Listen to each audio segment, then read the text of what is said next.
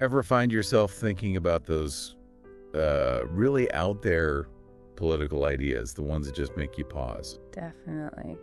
You're in the right place. Mm. Today we're digging into a pretty wild one. Canada?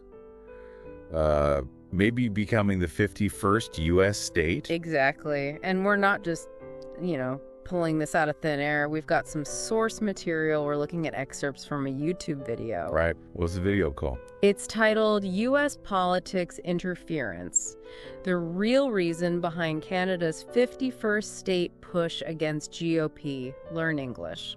It's from the Story Driven English channel. Okay. And it's really important to stress this video presents the whole thing from a very specific viewpoint, a Republican perspective. That's key to how we need to understand this. Absolutely. So this isn't about us saying if it's a good idea or even possible. Not at all. No. Our mission today is just to unpack the arguments in that video. What's the logic? What info are they using? Think of it like we're just trying to understand their take on this unusual concept. Yeah. So we'll look at the motivations they suggest, any history they bring up, how they see the U.S.-Canada relationship now, and what they say about experts and polls. Right. Okay, so the big question first. According to this video, where does this whole 51st state idea even start? Well, the video points to Donald Trump, or rather, a comment attributed to him paraphrased in the video. Okay. When was this supposed to have happened? The timeline in the video puts it around early 2025, when he was apparently prepping for a possible return to office. The suggestion was, Canada should maybe think about joining the U.S. And the video doesn't treat that as just a throwaway line, does it? It reads more into it. Precisely. The narrative there frames it less like a joke and more like a deliberate move. Like planting a seed. Planting a seed, huh? The idea being he wasn't just kidding around. He was intentionally putting this concept out there. And what's interesting is how the video immediately, puts that into a political context. Which gets us to the why. Why would the U.S., from this Republican view in the video, want this?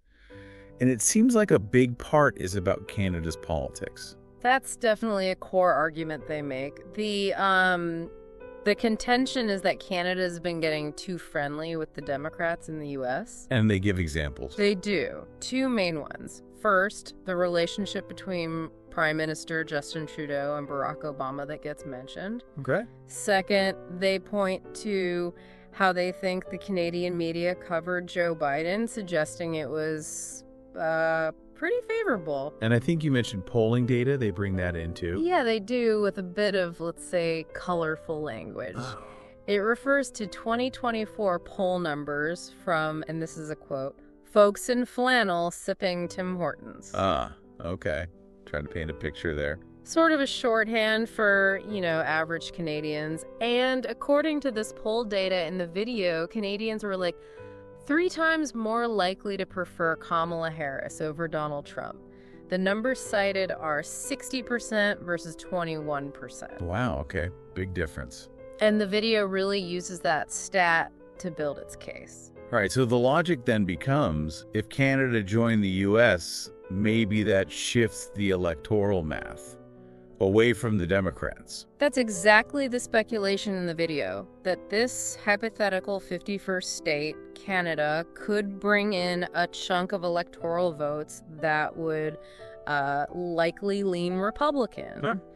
Essentially counteracting what they see as Canada's democratic tilt. So it's about potentially, reshaping the U.S. electoral map. So it's not just politics. The video also talks about actual stuff, like resources. Absolutely. That's presented as a major plus for the U.S.-Canada's natural resources. Like what specifically? Oil, obviously, that's huge. Timber is mentioned. And, interestingly, hockey. Hockey is a resource. Well, maybe more cultural capital, but it's listed there. The main point is that access to these Canadian resources, oil, timber, would be good for the U.S. economy, maybe create jobs. Got it. Think about the energy picture. Bringing Canada fully in could really change things, according to this view. And then there was that angle about liberation, not annexation. What was that about? Yeah, that's an interesting framing. The video suggests that maybe, just maybe, Canadians are secretly kind of envious of the U.S. economy or American patriotism. Secretly envious. That's the vibe. So calling it liberation implies it wouldn't be forcing them, but like welcoming them into something they secretly want anyway, to be part of something, bigger, more dynamic economically. Okay, so that covers the U.S. perspective in the video. Yeah. But what about Canada? Did the videos suggest why they might want this? Again, through that specific lens. It did. It kind of paints this picture of Canadians being burdened by, quote, sky-high taxes and endless winters. Right. The implication is maybe they secretly want the kind of freedom the video associates with the U.S. Maybe there's some hidden dissatisfaction there. And wasn't there some kind of imagined deal mentioned? That's right. The video envisions this sort of trade-off. Canada joins the U.S., and in return, they get a metaphorical wall against socialism. Okay, very ideological framing there. Very. It positions the U.S. as the protector against, left-leaning policies. Plus, it repeats the idea that Canada would benefit from America's, quote, booming economy and unapologetic patriotism. It's interesting how they bring history into it, too. This isn't a totally new idea. Yeah, the video does use history, though, selectively. It mentions early American ideas about incorporating Canada back during the Revolutionary War of 1812. Right, when borders were much more fluid. Exactly. And also some talk after the Civil War, when some in the U.S. were annoyed about perceived British support for the South. Mm-hmm. These moments, though pretty different and far apart in time, are kind of presented as, historical hints that this idea has been around. But it also mentions things cooling off, like a treaty. Yes, it does mention the Washington Treaty of 1871. That's correctly identified as a point where those expansionist ideas really died down and the border became more settled. Okay. But then it also brings up the Montreal Annexation Manifesto from 1849. What was that? That was actually a case where some Canadians, mostly business types in Montreal, upset about British taxes, did talk about joining the U.S. Ah, okay. So some Canadian interest at one point. Driven by specific economic issues back then, yeah. The video uses these examples to suggest, hey, this idea of closer union isn't totally out of left field. And building on that history, the video really leans into the current relationship, right? Saying it's already so close. That's a huge part of the argument for why this merger is even plausible in their narrative. They stress how intertwined the two countries already are. How so? Well, trade, obviously. Huge amounts. The video cites over $2.7 billion a day in goods and services back in 2023. Wow. And it highlights the USMCA trade deal, the one signed under Trump in 2020, as, a foundation for this economic closeness. But it's more than just trade, according to the video. Definitely. Military cooperation gets a big mention. NATO, NORAD, the Shared Defense Command. Right, NORAD's a big one. Joint work on defense, law enforcement, even environmental stuff. The argument is basically, look how much we already do together. Maybe becoming one country is just the next logical step. That's the video's line. Okay, but what about what other people think? Experts, the public. Surely the video touches on that. It can't all be smooth sailing. It does address that, yeah. It brings up Diane Francis, who wrote a book called Merger of the Century. And she's in favor. The video presents her as supporting the idea, suggesting it would be mutually beneficial for security, standard of living, that kind of thing. But there must be counter-arguments mentioned. Oh, yeah. It contrasts her view with academics. It calls them brainiacs from the University of British Columbia. Brainiacs, okay. Yeah, a bit dismissive. But it says they called the idea offensive and deeply flawed. Why flawed? The video says their main points were about the huge economic, political, and legal roadblocks. Just massive obstacles to actually merging. And the polls. What about average Canadians or Americans, according to the video? It cites a few polls from late 2024, early 2025. One from December 24 apparently showed only about 13% of Canadians supported joining the U.S. Very low. 13%? Okay.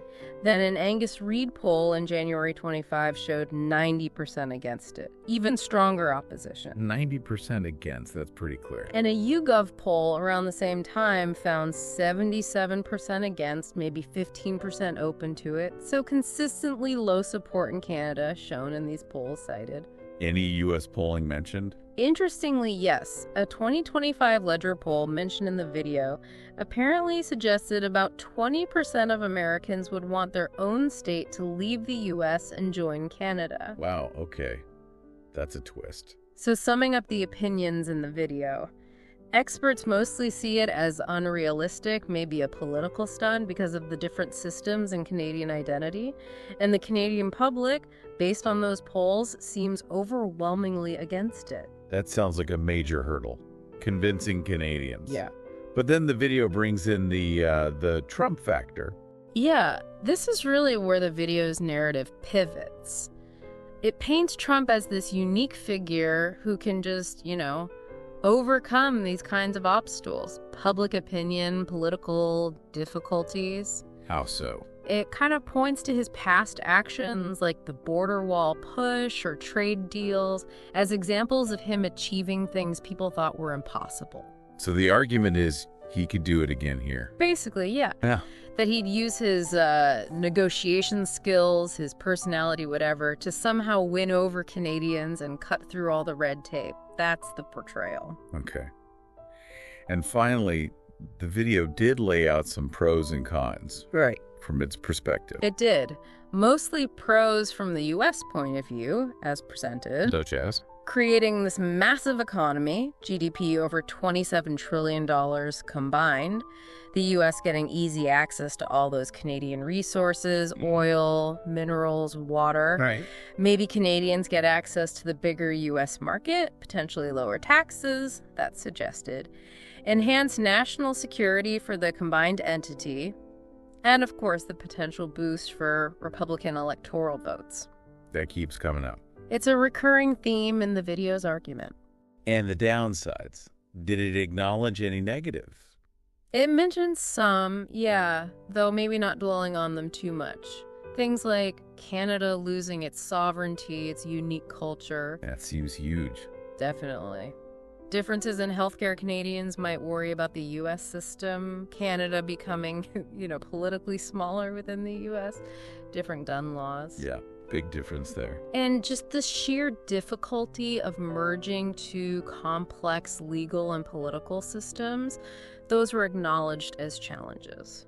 So wrapping this up then, this YouTube video we looked at basically outlines this scenario, Canada joining the U.S., framed heavily by Republican interests, as the video sees them, and a strong belief in Donald Trump's ability to make something like this happen. That's a fair summary. It uses some history, stresses the current close ties, and presents opinions and potential outcomes all through that particular political lens. It really does give you insight into one specific way of thinking about this.